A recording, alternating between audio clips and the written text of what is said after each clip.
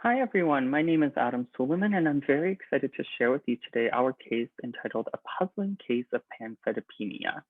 This case describes a 62-year-old lady who was referred to us in the emergency department for pancytopenia. Her past medical history consisted of cured hepatitis B and unfortunately of stage 2 triple negative right-sided breast cancer diagnosed 14 years ago. She was treated at that time with a lumpectomy, axillary node dissection, radiation, and adjuvant chemotherapy. Her social history involved her just living at home with her husband, working as a receptionist with no substance use. Her history started when 1 month prior, she was actually diagnosed with left breast ductal carcinoma in situ and had undergone routine blood work prior to a lumpectomy. She was found to have decreased cell counts with a hemoglobin of 86, a white blood cell count of 3.4, and platelets of 8, all of which were previously normal 1 year ago. 1 month later, she had worsening of these counts and she was prompted to go to the emergency department for further workup. Her physical exam was relatively unremarkable with normal vitals, no lymphadenopathy or organomegaly, and no signs or symptoms of DVT. Her investigation showed a hemoglobin of 43 with an MCV of 98, platelets of 8, and a white blood cell count of 3.4. Various workup included a hemolytic workup, which didn't show any evidence of hemolysis, but did show a reticulocyte count very low at 28.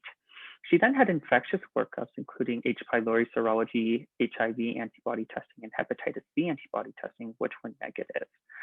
She then went on to have a bone marrow biopsy, and this showed no evidence of lymphoproliferative, myeloproliferative, or myelodysplastic syndromes, but it did show significant hypoplasia.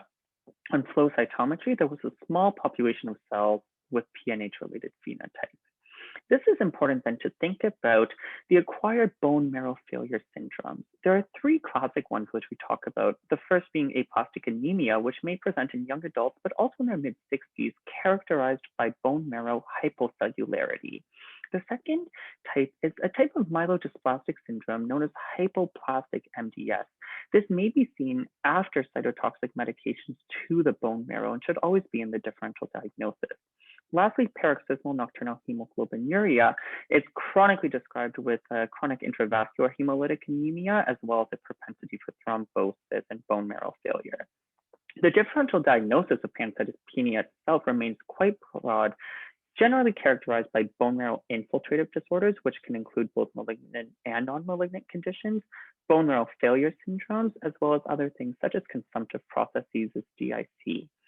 What we wanted to highlight here is that aplastic anemia and hypoplastic MDS should always remain on the differential for anyone who had previously received chemotherapy, radiation, or who has a malignancy. Flow cytometry may reveal a small population of PNH clones, which may be seen in aplastic anemia or MDS and cannot be diagnostic alone.